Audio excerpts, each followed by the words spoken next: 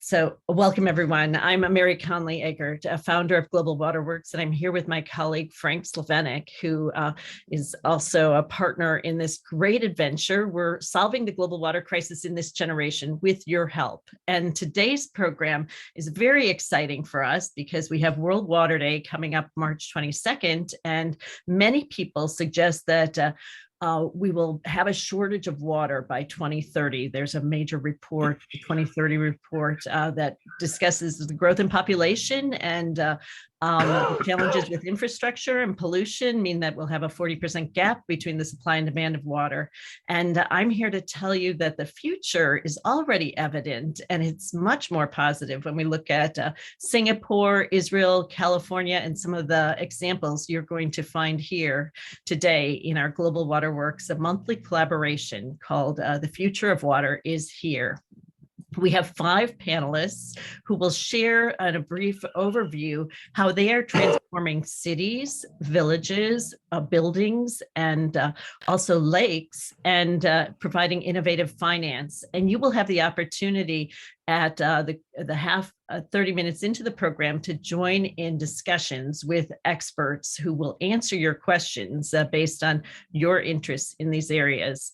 Each of you has been assigned to a specific group based on your background, and they are listed in a roster that's in the chat here so that you can go into the Global Waterworks community and find that. If you have any changes or want to be moved, you can let me know through the chat, but otherwise we will break into the subgroups at 9:30 Central Time, which is 9 o'clock India time. And we are grateful that we do also have a global representation here.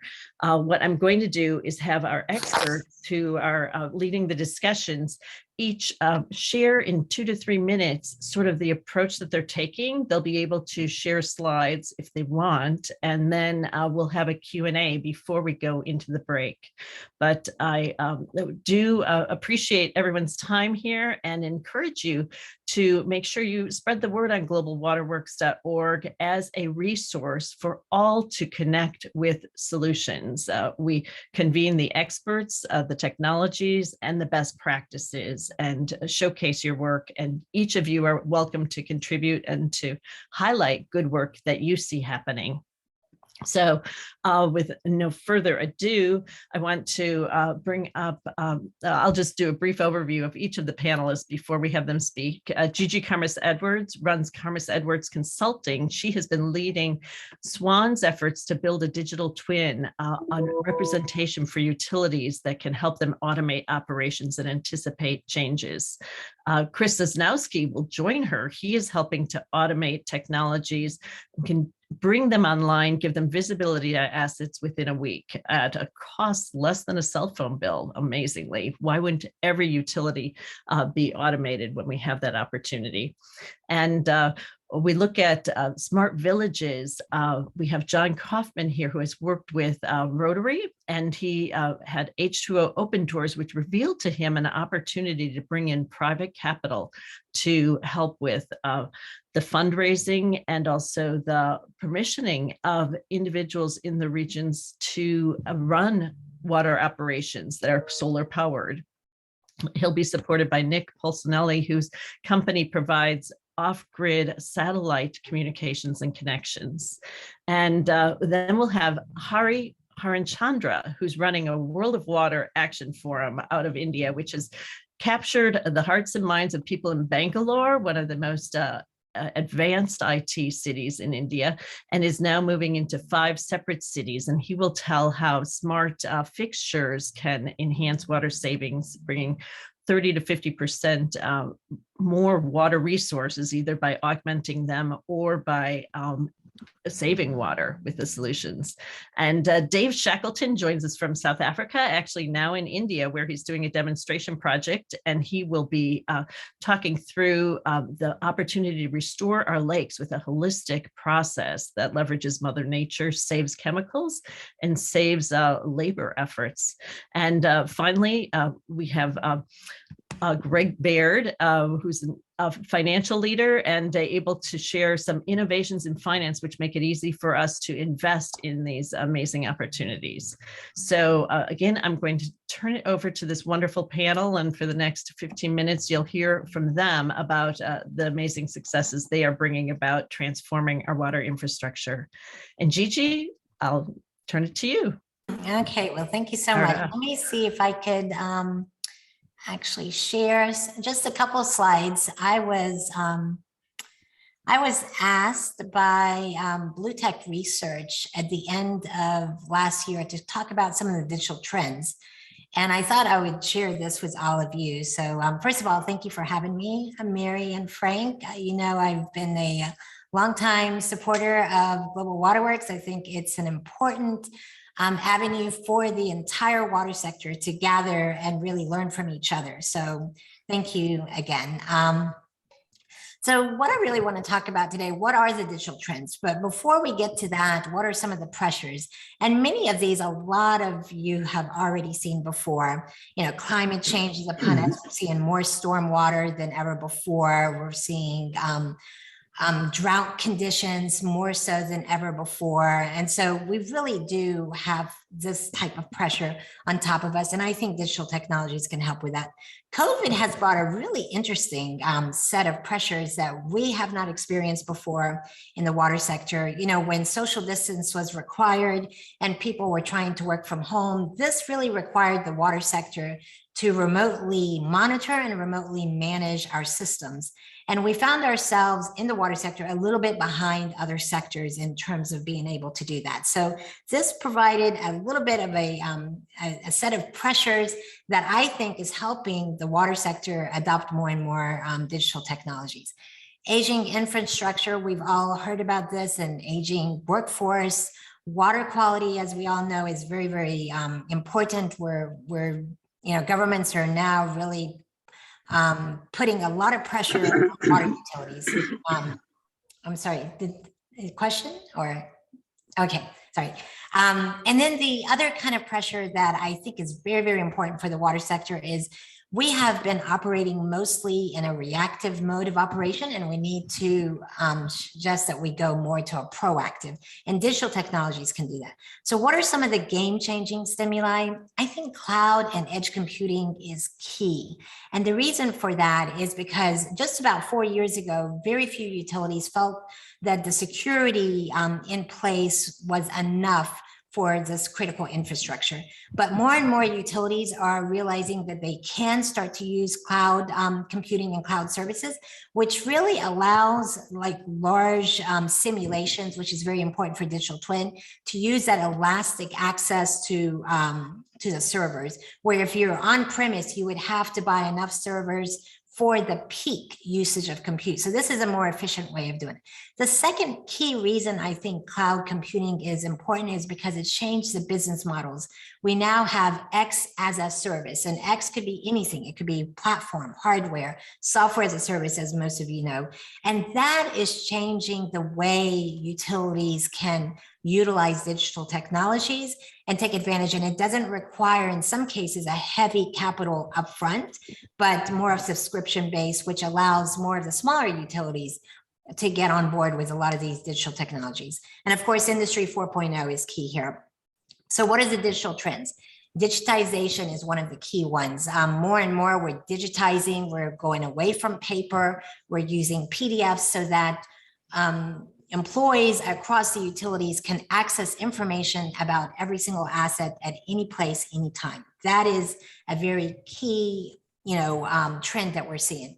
Life cycle management, we're looking at assets in a more holistic way. We're looking at from the time it was designed into the infrastructure, what are the parameters and information that we can get from the manufacturers, and then all the work orders that are being done, how can we do preventative maintenance and extend the life cycle every single asset.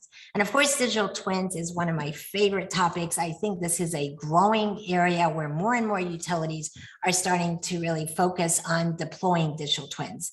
AI is definitely being used in all types of areas. BIM, building information modeling, that's something that we're borrowing from the building and architecture sector, but it's becoming a way of processing our asset information. And we're getting a lot of leadership from them from the UK because they have a British mandate to have digital twin for all their critical infrastructure. And then this is really one of the key things for these digital trends to actually happen is changing the culture of innovation. A lot of utilities are really starting to focus on training and making sure that every single employee is part of the innovation culture where failure is somehow, okay and expected, because you want your employees to do more and more experimentation and look at more efficient ways of doing their particular job. So they're part of the culture of innovation. Very quickly, I want to talk about the Swan digital twin architecture because digital twins are not very well understood. But here is an architecture that came out of the Swan working group, which is the working group that I co-founded and co-chair. And this architecture shows that a digital twin is not an entity. It's really a combination of many existing systems and new systems. And really a digital twin is about the whole is greater than the sum of its parts. So you can see here, there are many sensing and controls. So there's sensors that are deployed in the physical system, but then you're collecting that data. You have a SCADA system, a GIS system, all of these systems that some utilities have, some don't. But if you do have it, this is part of the creation of a digital twin, is part of the roadmap of getting there. And then one of the key components, and I've circled it in red, a digital twin has a model that is a behavioral model of the actual physical system that you're getting ready to create a digital twin for. And then of course, the insights that can come out from the digital twin is the most holistic type of insights that you can get. And so what that really leads to, all of these benefits down at the bottom, but overall in utilities, greater transparency, greater collaboration, finer details about information, 3D visualization, and the maximum insights you can really get from a physical system. So that is just a brief introduction. I'm sure we're going to have a lot more conversation with Chris in our breakout session. I'm really looking forward to that. So thank you so much, everyone. Perfect, Gigi. And because only 30% of utilities are advanced digitally, we're thrilled to have Chris here sharing more on how any utility can get up to speed with digital transformation and connecting their assets. So Chris, over to you. Wonderful. Good morning, everyone, or good afternoon, depending on where you are. And thank you, Mary and team. I'm excited to be here. Love hanging out with the Global Waterworks folks. We always have interesting conversations, and just a shameless plug. Mary didn't ask me to plug, but I am going to plug that I have found that conversations with the Global Waterworks folks are some of the most engaging. I think it's hard on these Zoom conversations to have honest, transparent conversations, but this is a spot where I felt comfortable in the past doing that. So with that, I'm going to share a little bit just about my professional and personal thesis, which I kind of view my work a little bit as an intersection between my kind of personal and professional. And our big question is, where are utilities on their digital journey, and kind of with the added, like, really, where are utilities in their digital journey? And so when we get into our breakout discussion, we're going to talk a lot about humans, and because we actually think that a lot of times the focus is on software and hardware and all the gadgets and the things that we have to do to become digital. But a lot of this comes down to people. And I like to take pictures. I tour water and wastewater plants across the world. And this picture I just took, I think it was the end of last summer. Actually, if you're from the Midwest, you can tell what month it is by the height of the corn. So this is a utility in Indiana. And they serve actually a pretty large population. The water plant was built near some source wells in the middle of a cornfield. But this is digital. So this is inside their plant, and they have a pretty substantial SCADA system. This is a pretty modern utility from all respects. This picture does make me giggle because you can see our shameless promotional material from Waterly in the lower right-hand corner there. But this is digital. So obviously they have tons of sensors, tons of flow meters all over the place. And if you look just to the right of this 6-figure automation and SCADA system, you find the culmination of digital in 90% of the utilities in the US, which is paper. And so we're going to talk a little bit about why people end up here, despite the best available technology and the best available digital everything. And I think that just the simple truth that we like to kind of go after is that the utility industry, solution industry, we spend 98% of our energies going after 2% of the market because we want to be wealthy more than we actually want to fix water. And I guess the discussion has got to start with some honesty that wealth and profit drive a lot of us desiring to fix water. And just quite honestly, I think that that's wrong. So we're going to challenge some of that and talk about it, because we think that digital solutions must start simple. Then they must be delivered with education, affordable, supportable, durable, and compatible. So with that, I'll stop sharing and tap the next person in line. And maybe I've whetted your appetite, pun intended. Don't let me drown you in my water puns. And turn it over to the next person. Yes, well, thank you. And that would be John Kaufman with the Smart and Connected Villages. John, over to you.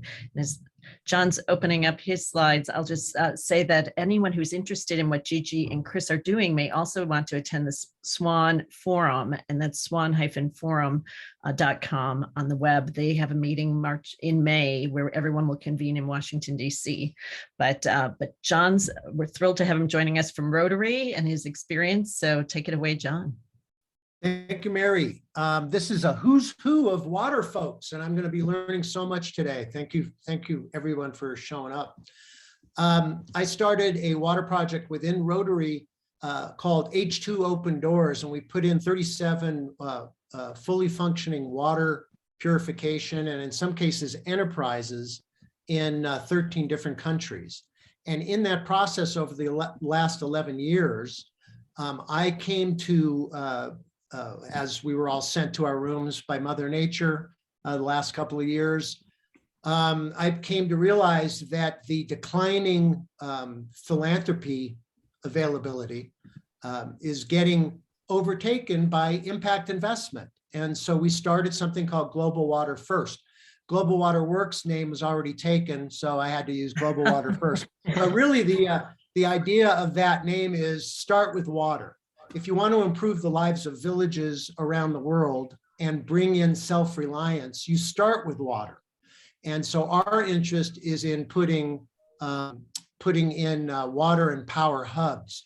I am a steward of something that's new, that's was put together by the Rothschild family and Pope Francis. And it's called the Council for Inclusive Capitalism in the Vatican. There is trillions of dollars locked into family foundations, corporate foundations. Philanthropy will never be able to solve the 17 UN goals, ever. It'll never get there. But we have the money locked into capitalism. And this phrase of inclusive capitalism really resonates with me. So these are smart water and power hubs.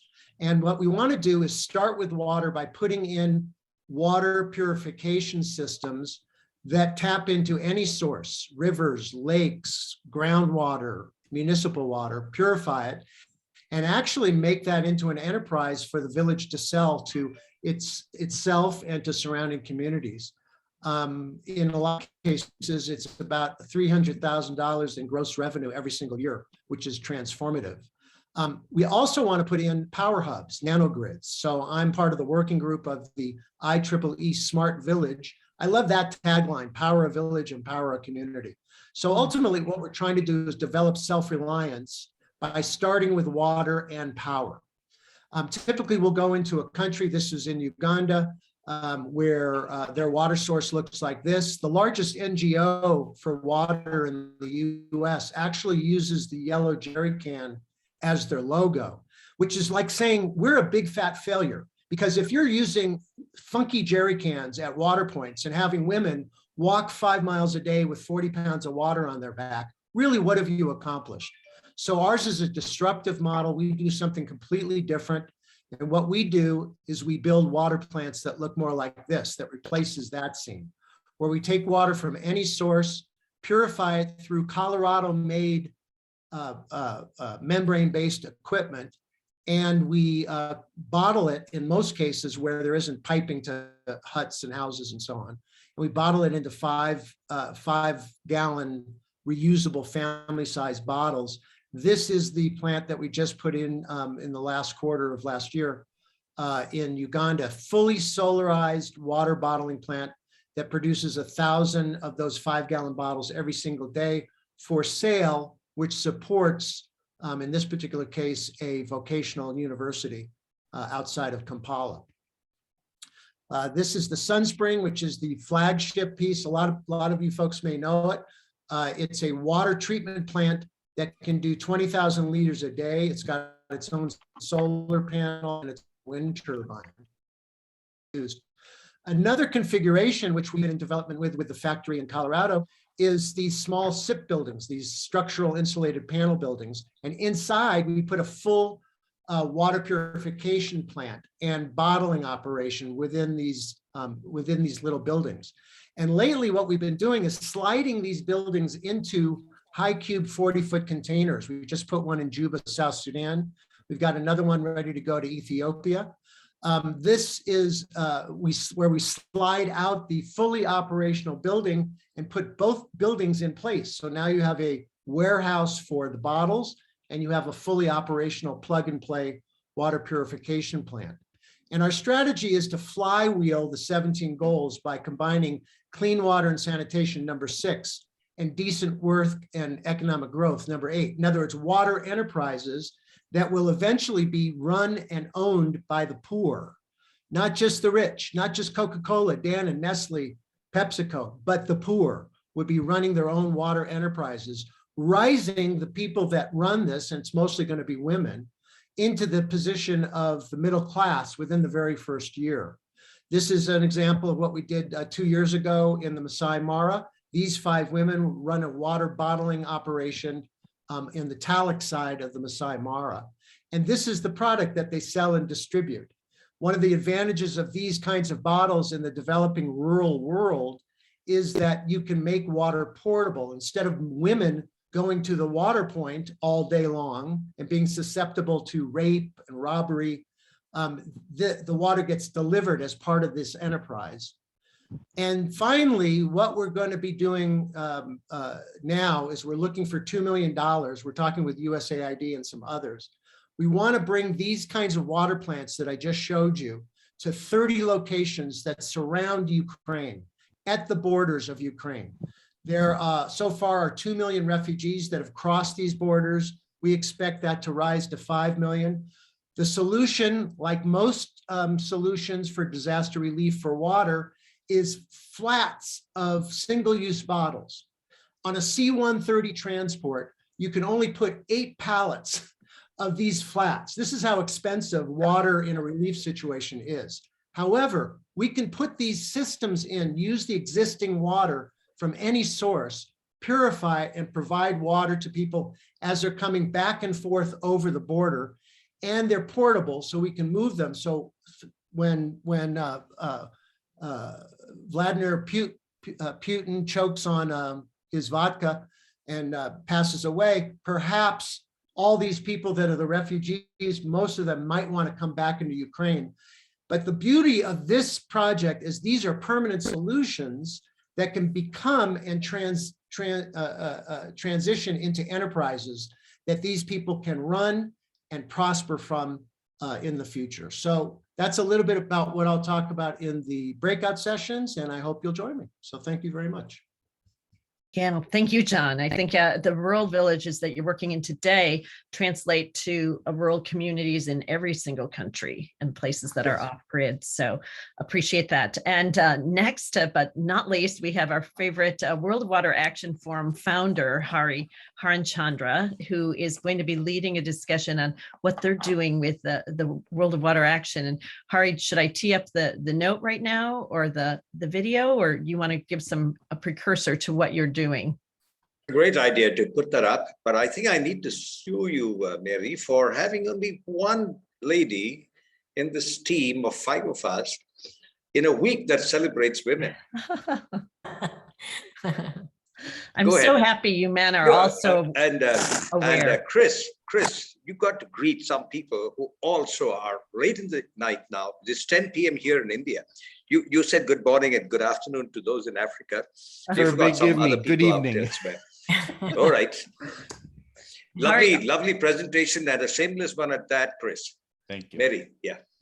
Yes, so what Hari is working on is illustrated in part through this quick video. Let's see how much water gets wasted. Stop. The audio, Mary. You got to turn that up a little. Yeah, I think, Mary, when you go to share your video, there's a little checkbox that tells you to share system audio. We can't hear it. We can't. You'll have to stop the sharing and then start sharing again. Okay. You'll see in the lower left-hand corner, it'll say share sound when you hit share. Okay. And Yep. click optimize for video as well, I think is what it says. Okay, let me see. There you go. I am not seeing that. So Please, Maybe please, Can Mary. I play on your behalf, maybe? I can Yeah. hear it. It's Wonderful. Do that, Pallavi. Thank you. Mary isn't half as savvy as some of these youngsters. This is without the filter. This is with the filter. See, I can hear her. The video. We're looking at Video's your done. spreadsheet now. okay.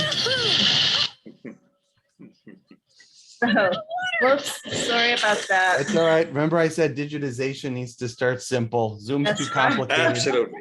Let's dunk. Let's Right, dunk the film. okay. We'll stop the share. Not a challenge. Not a challenge. Okay. Is this available on YouTube? It is, Pallavi, just yeah. I think you I should will just stop. stop that. We will see if we can show it in the breakaway session. Okay. Yes, apologies. All right. So, I'll put it like this to you. A lot of what I will say in the next maybe 2 minutes, we have got only 2 minutes now left for 9 p.m. India time, is this. And it'll be in the context of what we will discuss in the breakaway session, because I know that a lot of it will happen there and I will learn things from the rest of you there. What goes on? Okay, I'll start with what Mary said about us. We are now in 5 cities in India, 2 cities which are at 12 million, 1 city which is at 5 or 6 million people, and Sanjay Gupta is here. He's from that city called Hyderabad. It's an ancient city. It's about 1,500 years old. Everything in India is, in 2 million years. And there are 2 cities which are at 1 million population. That's 5 cities now. What we have done is, in the 12 million city, we've set a 10 billion liter target for saving with citizen-led initiatives and action. We call it, therefore, the WOW Action Forum. And every fortnight, 26 fortnights in a year, we meet. And who are these people? When I say we, about 80 to 100 citizen leaders from each city come together and they talk. This is not a webinar. This is much like what we have got here. Every single guy, if possible, turns on his video and he speaks. And we don't believe in PowerPoints because they don't carry any power. And we let everybody speak in ways that they exchange and they bring synergies between cities. Somebody in Chennai, for instance, has got something that he is doing, and the guy in Hyderabad learns from that.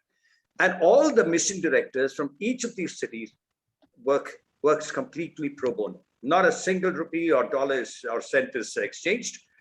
And they're all either businessmen or citizen leaders, chartered accountants. Currently, the mission director, he's here today, Mr. Suresh Pai, he's a chartered accountant with some 35 years. He stepped off his work and got busier with no salary coming in, of course. So these are the 5 cities that we have taken up. So what do we try to see in each of these things? The first thing that we have learned over time now, with about maybe 8,000 participants so far in many meetings that we have had, is this. What goes on in the user's mind?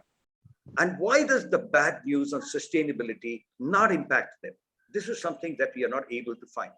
Solutions, like somebody said, Gigi said this also, I think. Solutions are easy. It's not for want of solutions that we aren't changing things. We are not changing it because the buyer is not willing to change, and we go on the defensive as solution providers. How do we change that? How do we get inside their minds and bring that very fundamental, basic change beyond persuading them on economic viability, as most solution providers in the green space seek to do or seem to do? How do we build? That's the next question we have before us. How do we build story-based narratives that tell them of the damage they do to forests and rivers with a simple act, let's say, of powering your home with 1,000 units a month or 12,000 units a year. And that at the 4x energy syndrome, that doesn't change whether in the United States or in Africa or in India. And that 4x means 12,000 units becomes 48,000 units. And now I'll complicate the math a little. You know, at 48,000 units, you have to understand that it's 48 MWH. Somebody's got to admit to Shangol. 48, and every 1,000 units is 30,000 liters at thermal plant, and 70% of India's generation is from thermal plants. And that is story, 1.5 million liters of water to just power my house. And that's the story we are trying to see if we can ram down people's throats and heads and so on. And that is one part. That, you see, that is the source energy to water, water to energy and the nexus. How do we build that? And if there are guys here who can give us competence in building infographics, for instance, start stories, that hit people in the, in the solar plexus is something that we're looking for.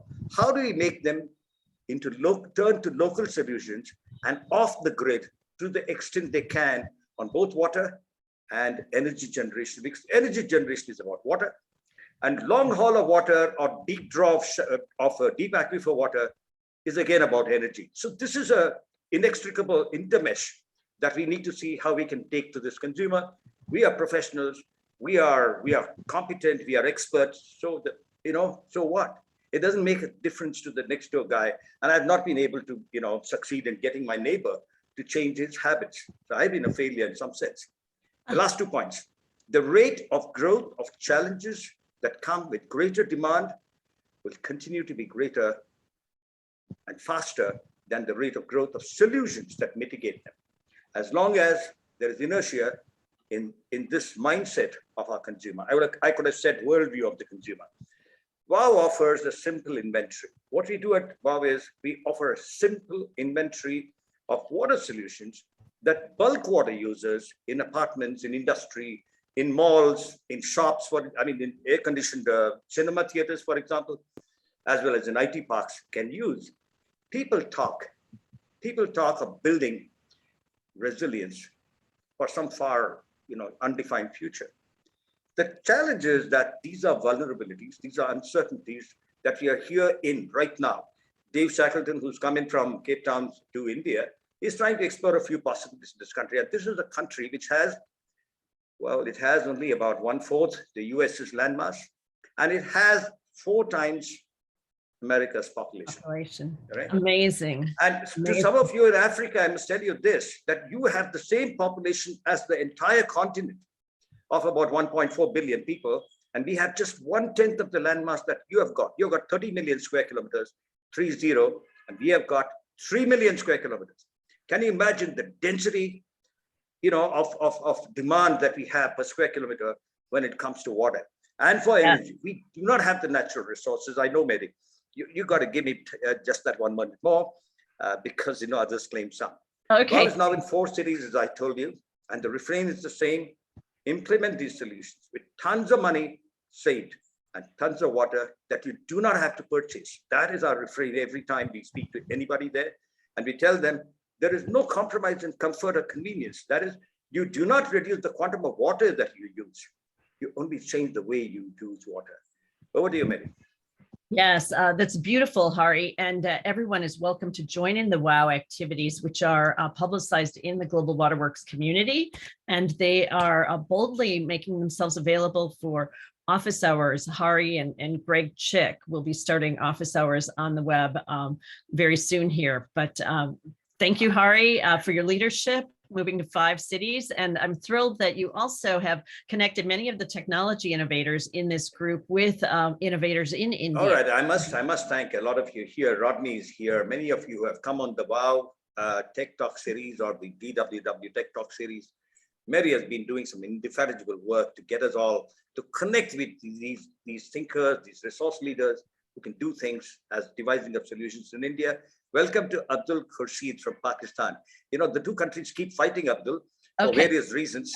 But nice to see you there. And I always, make it a point to sort of greet him.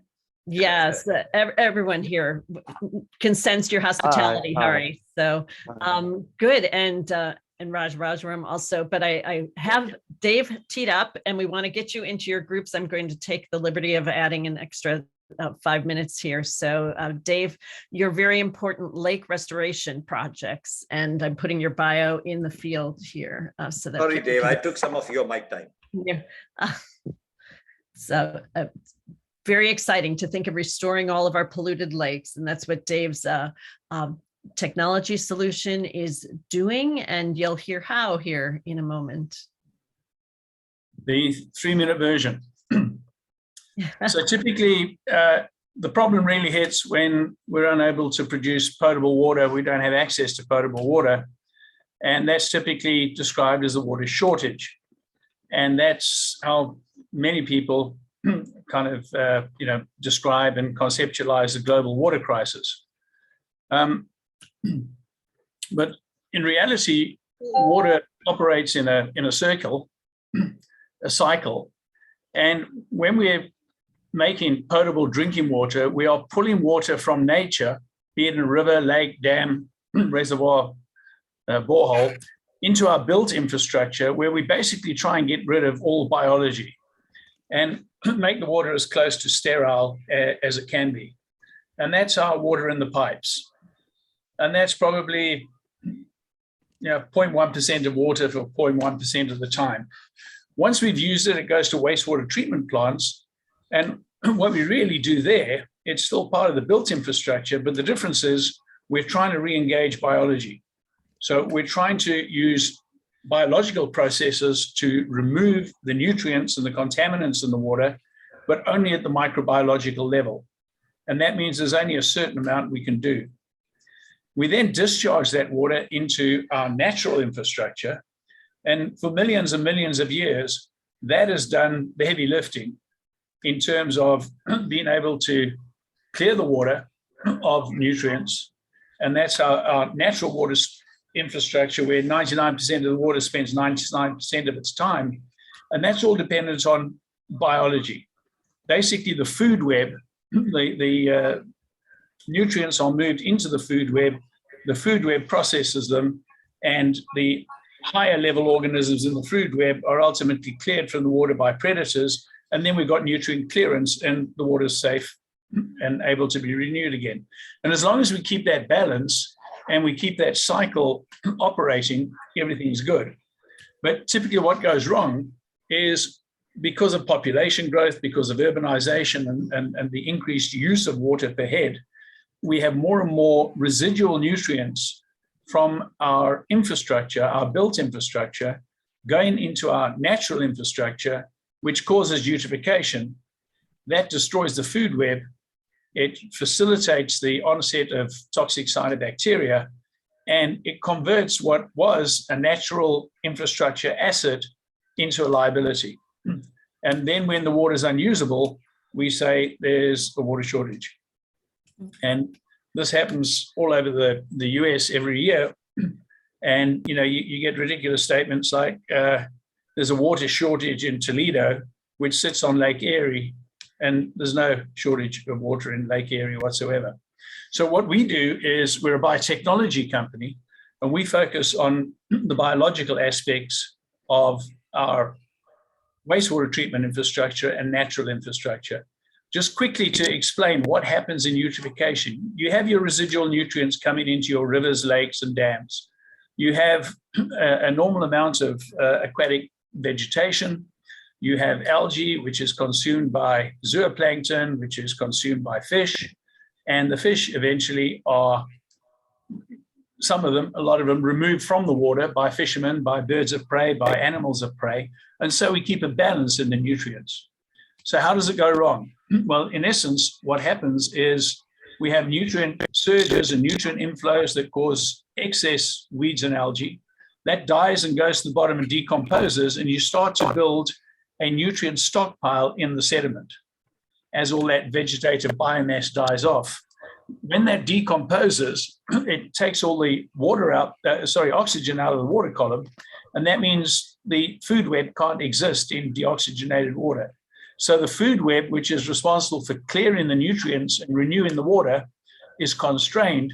And what we have is a perpetual recycling of nutrients to produce biomass in the form of algae, cyanobacteria, and weeds. And we end up with this sort of situation. So what we do, and these are just some sort of before and after and illustrations. This is a lake beforehand where you can see it's been completely taken over by weeds because it's completely filled with organic sediment. And we can take a cross section through that and look at the depth profile of the lake before we got involved to remediate it. Unfortunately, they applied herbicide, and you can see how the volume of water in the lake was reduced by 5,500 cubic meters. That's the amount of additional sediment that was created by the herbicide killing the weeds off. And that's exactly why we shouldn't be using things like herbicides and algicides. But you can see over a period of 2 years, we have cleared 10,000 cubic meters of sediment from that water body. And that's what it looks like afterwards. Similarly, this is a before and after situation. Another one where it is red, you have intensive weed growth. You can see how the weed growth has been thinned out because we've removed the sediment that it roots in. When we began treatment on this water body, this radar device was right up against the edge of the lily pads that it invaded. And you can see what has happened in terms of that invasive weed afterwards. And these are aerial photos showing a house that the beach was completely blocked off. It's now open up again. This is a drinking water reservoir where we've got rid of the toxic cyanobacteria. This shows you the change in the bottom of the water, the bottom of the lake. And you can see the sludge and slime, which inhibits fish spawning and fish growth, has been got rid of. And this is one of the reasons why we get big improvements in fish life.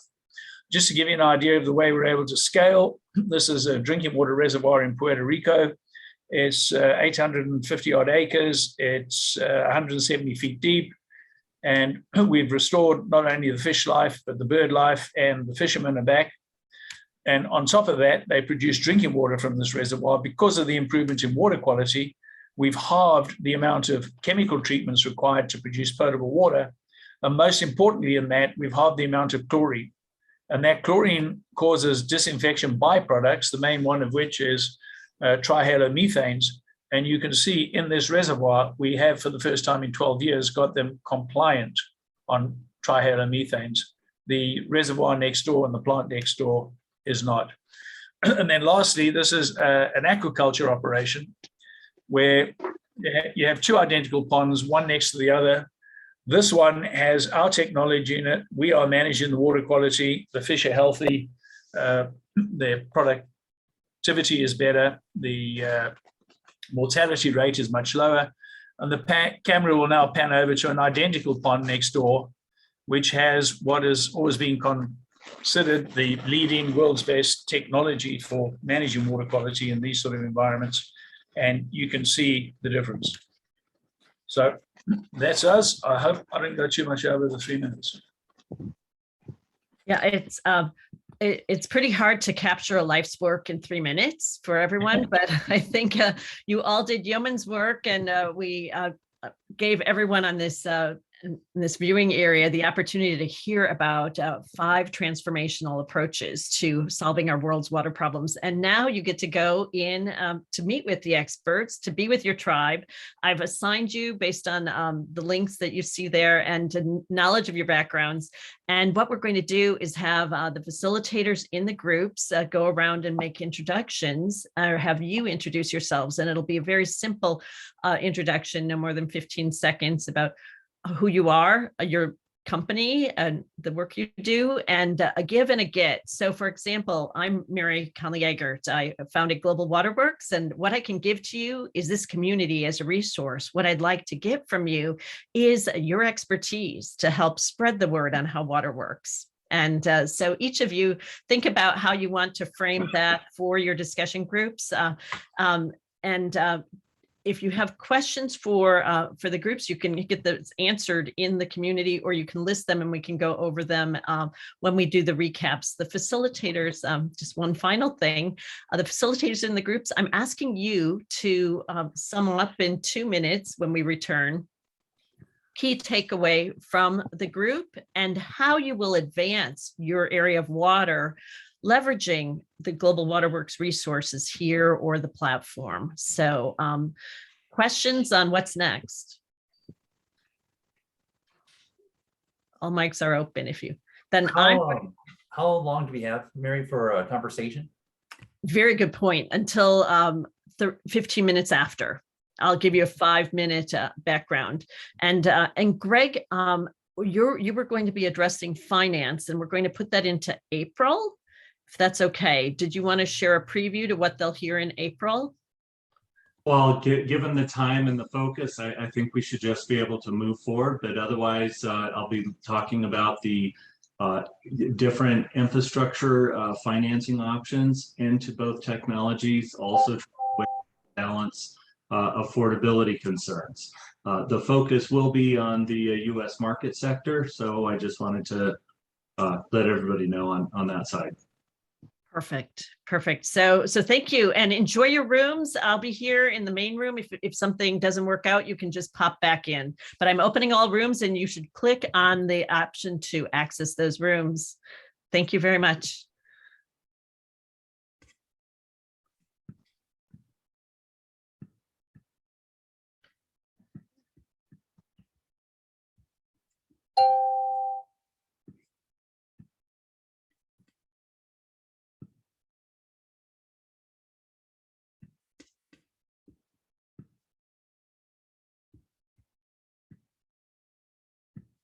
And a few of you, I think, Jennifer, you should be joining your room. Pallavi, what room? Mushuno, did you have a question? What would you like to be assigned to? Green buildings or smart villages or restored lakes? And Jennifer, what would you like to be? I have you assigned to the intelligent water systems, digital water.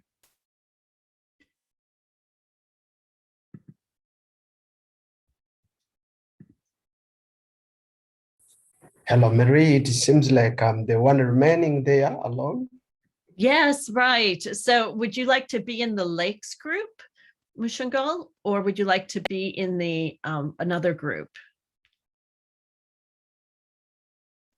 I think I'm willing to be in drinking water group if it's there. Which group? Drinking water. Is there a group about drinking water or? Yeah, so they're all somewhat about, so are you, where are you based and what's your work? Is it with source water protection, or is it with, did you want, there's digital utilities or else? Okay, yes, because I'm from Kampala, Uganda, and I am the guy working, Adon's working for what, providing clean water for refugees in Uganda and rural communities. Yeah, I think it would be best for you to do the lakes restoration because that's a big aspect of Ugandan, the resources. Does that work? Because, and if it's not, okay, so I'm assigning you there.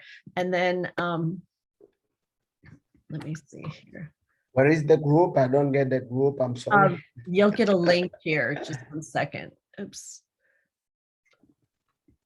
Sorry, just, and Greg, what group would you like to go into? Can you put me in with Gigi? Yes, I can. Sorry about that. Let me see the breakout rooms. So let's put you right in there with Gigi. Some unassigned. Move you back. Okay, I had you in the lakes. I'm looking for you here. Move to digital utility. Thanks, Greg. Appreciate your flexibility. Not a problem. Okay, and then we want Mashungo. Here, I'm assigning you to the lakes, which is big in Africa. Does that work? And you should be able to click through to get that. And then Latha, your interest is in another group. Which one? Did I assign Digital you? utilities. Digital utilities. Okay, Yeah. great. You're right over there. Sorry if I made that mistake. Then thanks. Good to see you here. You should be able to click through to get in. And Mashanko, you should be able to click through to get into the group.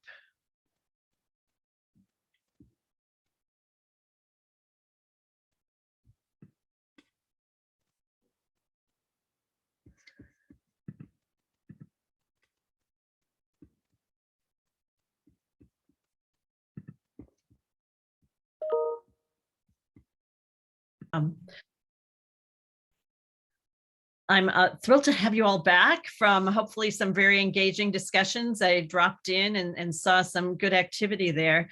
What I wanted to do before we let you go, and in a moment, everyone's going to be sharing sort of a recap from their different discussion groups and what they learned and how we can advance water together. I just wanted you all to know that in the community, you do have a wealth of resources available to you. And I thank Margaret Mena, who's here from Africa, who's moving things around the Ngong River and cleaning that up, and Wayne Carmichael, who joined us shortly before we went into the groups, who's a leading international researcher on toxic cyanobacteria and is shifting us from a 50 years of research and understanding to the next 50 years of restoring our lakes and waterways. And what we hope is Global Waterworks will help you navigate. And you can use the system in case you haven't been there. Some people joined through Zoom. When you log in and you're traveling around the globe, if you just click members near you, you'll find someone wherever you go. And or else you can add them to the network simply by clicking the invite. And when you invite, you also get the chance to become an ambassador of the groups. You can browse topics, and you are eyes and ears for the community. So we also invite you to add information to topics by simply clicking the plus button up on the upper right on the pages. And you'll find organizations that have established movements. Frank and I and the whole Global Waterworks organization is here to connect you, but we want to acknowledge that you are the experts and you are the ones moving things forward. And you can also find technologies here. Browse proven technologies. You'll see things like specific energy, Juan Gamera's. You heard about Dave Shackleton's Cisbio. You can browse and find WaterClick Waterly, which Chris was part of. And you can also find a global calendar of events. And we invite you to add events that you have that are open to the public or for a fee. And finally, there's a video at the top of our program. I won't use that now. My video capabilities proved challenging, but the truth is Global Water works for the planet, people, and profit. And our hope is that you all see that. And if you want further information about the community, this simple tour to be an ambassador is set up in the community, and it takes you on a tour, provides guidance on updating your profile, and shows you how to invite other change agents to the community. So what I'd like to do here is just welcome your closing thoughts, and I'm going to turn it over to our facilitators now to share their closing thoughts. And we will start first with the Lakes group, because we started with the digital group, and we'll go in reverse order. So, so I think Kent, did you want to do the recap for that group? And thank you, Kent, aka Swampy. We're so happy you're here and you're running that Clubhouse group that says Earth Day is every day. So take it away. You're on mute, Kent. Kent, if you could unmute. There you go. Unmute again. You unmuted and remuted. There you go. There you go. Okay, we're up. Yeah, I'll just take a few minutes. We had a great collection of folks from all around the world talking about problems involving lake restoration. And of course, we have, we're privileged to have Wayne, very storied, great experience. I encourage you to connect with him. We discussed the red tides. We discussed wastewater, how bringing it forward. But I think a lot of the underlying themes involved nature-based solutions. And we wanted to spread that, whether it's India, whether it's Chicago. I had a question as far as the use of, again, moving from eutrophication to putting oxygen in the system and dealing with NPKs.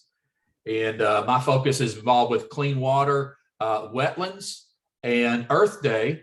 And I'm also, I think we discussed briefly the role that climate has to play.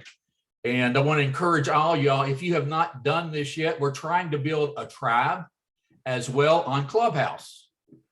And Clubhouse is it's the trending now Facebook, where people can listen, they join the audience, they become known, they go on the stage, then they talk about the topic. So we've been talking about climate primarily, trying to put more of an encouragement to focus on clean water, water quality, and water quantity. But yeah, I have a little swampy character, kind of like Smokey the Bear, with the Trinity, water, soils, and plants. And it's great just to talk to the folks in waste remediation and constructed wetlands with a higher density of people. The challenges, urban planning. I cut my teeth for 12 years regulating the coal industry in Kentucky. So yeah, please feel free to connect with me. I can connect with them, tell you specifically what they said. Real quick, does anybody want to comment specifically in our group? Because if not, I think that'll do us, just getting started. The main thing is bringing forward what we've learned in order to clean water and provide water. One more last thing is water is becoming a critical source. It's becoming as much as climate, okay? And for example, like in the Southwestern United States, it's changing lifestyles, it's changing land uses, it's changing politics of the Colorado River. So yeah, if you want to contact me, swampy@swampy.org. Connect with me. I'm forming a team using Microsoft Teams. And we'd like to have one person from each country or state eventually talking about what their major outlook is, Mary. So thanks very much. Appreciate it. Yeah, you do great facilitation. I enjoy the Clubhouse meetings and encourage those of you who want ongoing dialogue. It's a very interesting environment. And group number 3, efficient buildings. Lauren or Greg, are you going to summarize, or is Hari? Lauren, should I go on this one and quickly capture whatever we discussed? Can I do that? Hari. Yeah, jump in. Okay. Well, we had a very eclectic group. 2 people who are working on the science of water. One of them who's traveled some 35 countries and extensively worked in those areas. I'm not going to go by any order of priority. We had Greg Chick, a remarkable guy whose films have been watched by 28 million people. You heard that right. And why? Because, you know, he made films which people saw when it hurt them, when it came to leakages and such. So Susan had this very wonderful thing. She said, it's got to be quick, positive investment. No one's interested in saving any planet. We're interested in trying to see how we can save some money for ourselves. You know, the important thing that this group, I think, in a way, emerged as a single, what should we say, focused kind of takeaway is this. Go after low-hanging fruits, as Raj said. For instance, in our cities, inundation threats, and sometimes drought, and therefore the challenges of not having enough water on our aquifers. Let water go where it should go in our cities, he says, saying that. The other was this, how do we start with simple examples in each of these cases if we talk buildings? How do we do rainwater harvest? How do we do aerators, that blessed film that Mary couldn't show us today? Or how do we get, used water to become fresh water in ways that, like I said earlier, how do we make this whole change in us? Yes, Mary. 30 seconds. Tell us how. 30 seconds. Okay. So recycle water. Change the way you use your flush tanks and such. Educate people on the value of water. Kids in colleges, catch them young, that is. Learn from cultures that created water and respect for water, like Israel did, or India has had, as a timeless civilization. I think these are the things that came about. Interestingly, you know, one of the things that came about Okay, was Hari, that, you know, Victor was saying, I've done that 2 seconds. You know, how do we go on using water for treating as health water, for treating cancer and such? An interesting example, and I'll put this up on the Global Waterworks website later. Yes, Mary, done. yes, perfect. And people can join the discussions every other week on our community in the calendar. So thank you, Hari. And next we had the Smart Villages. Nick, could you summarize for that? Absolutely. You know, we talk about these remote communities and power. I just lost power in Atlanta, so I'm now on my cell phone. Exciting times. But we had a room full of really passionate people about taking care of communities and the services that they do. But the thing that really came out as we were discussing about you know, what John has done in a lot of remote places and setting them up for wealth creation from community to really create an enterprise, is the desire to know. I think you should ask the great. She goes, I'm here to learn about what you've done so we can get the mindset. We can learn how you're doing it, because wisdom comes from two places: mentors or mistakes. And the more that we share our mistakes as a collective, the less mistakes we will make along the way, and we'll get to the results faster. So that's what we really discuss in ours, is learning from each other's mistakes and using the power of this network to learn from each other so we can accelerate the changes in the industry. Yes, amen. So great. And last but not least, the digital group. Gigi or Chris, which one of you is going to do the recap? I'll do the recap. And because the digital group are overachieving with digital, we have a summary PowerPoint slide that talks about what we're doing, well, our summary. So we asked the question, what can water solution providers do to encourage digital adoption? And number one, we have to know the customer. And from an actual utility, she said, we're not all the same. That was Jen Loudon. And it was added later that like the types and sizes of utilities are important, which is near and dear to my heart because we're after helping the small guy. Then it was brought up, get creative with how to finance projects, be open to new business models. I thought that was a great, this is the everything as a service, data as a service, which is a wonderful workshop in Washington, DC, leading up to the Swan conference. I will be there. You might want to be too, but that's a great point there. Juan from Specific Energy said, get your software to work with others. And then we kind of all discussed the need to not only publish APIs, but Lori made a good point that we have to have a common language when we're exchanging data. Everyone just having their own API isn't going to solve it, but we have to agree on standards in interoperability between data, which doesn't exist pretty much. So make things easily international, I think was one of the other comments, to keep digitalization global. Big push from everyone on educating operators by explaining the why. We don't want to just voice technology onto people. And lastly, it's important to help create a culture of innovation. And it was added that we need to include operators. So I was really pleased listening to everyone's focus on the people and the persons that have to kind of adopt digitally. But that was our summary. Yeah, wonderful and very impressive that you were digital in recapping everything. So I'm aware we are at our time, and before I close, I'd like to ask Frank Slavenik, my partner, any final closing thoughts or advice for the team? I'm signed in here. Once again, a great, very, very good sessions. And the breakout room I was in, I'm certainly looking at the updates or the recaps. Everybody had wonderful interaction in the session. This has been once again a good, very, very good collaboration. And collaboration is the strength of Global Waterworks. We collaborate, we connect people, process, and technology to solve water issues locally then globally. So yeah. Thank you very much for all being here.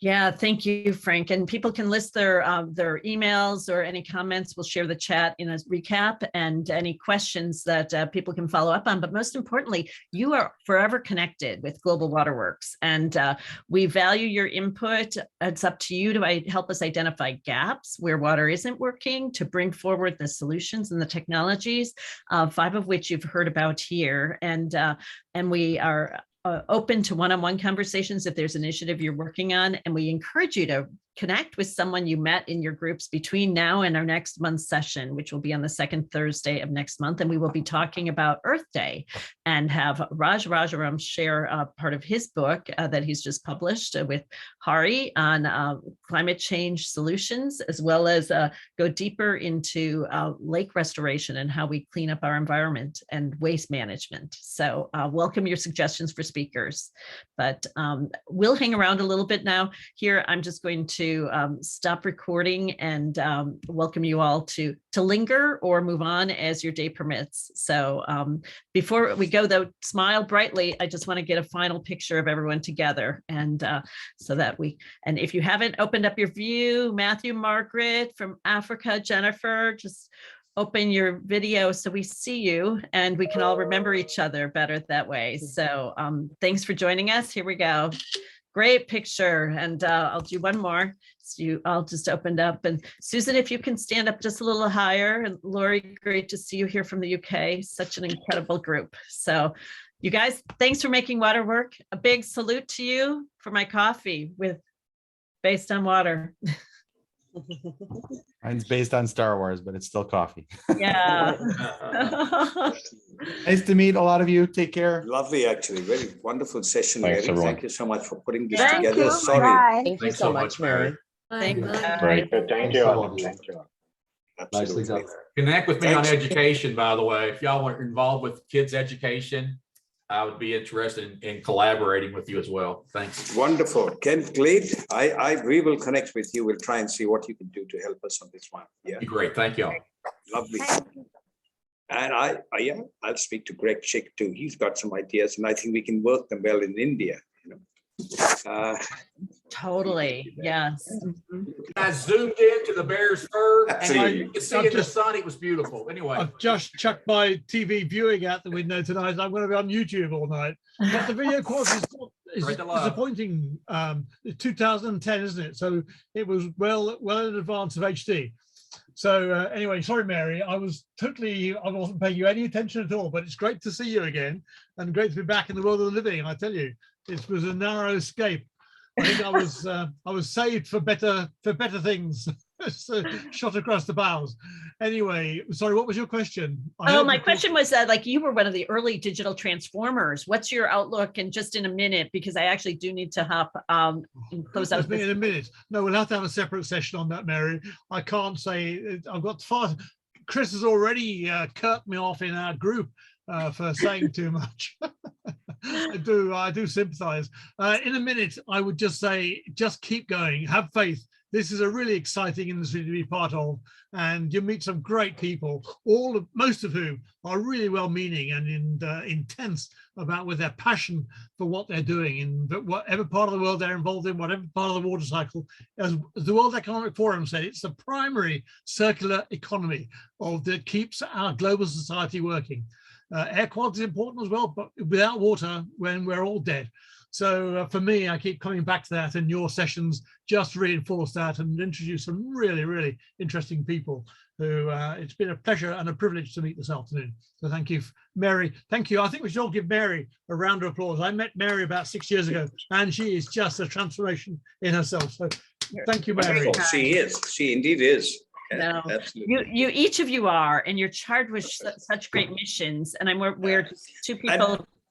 Terrell and Islam, did they want to say something? Terrell, you joined late, so we'll put you on the list to get the update if you'll put your email in. You know, Laurie, whenever I try and say something nice about Mary, she touches me and says, no, this is not about me. This is about all of you. Oh, yes, but I'm a lot better looking than you are, Harry, so maybe that's the reason, is it? I think, mind you, you've got a much better choice in shirts than I have to say, and yours looks like a water shirt, is it not? Mine's a swampy shirt, whereas yours is very much a freshwater, clean water shirt. So maybe you should be branding your shirts, Harry. I think we need some tchotchkes, Global Water Works.